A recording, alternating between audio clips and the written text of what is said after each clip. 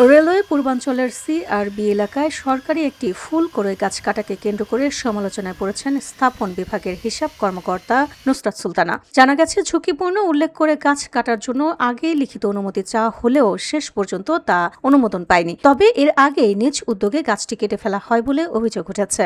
বসুন্ধরা, উত্তরা, বনশ্রী, কুড়িল ও বাড্ডা সহ রাজধানীর বিভিন্ন স্থানে অভিজাত ও অত্যাধুনিক মানের ফ্ল্যাট কেনার এক নির্ভরযোগ্য প্রতিষ্ঠান প্লেজেন্ট প্রপার্টিজ লিমিটেড।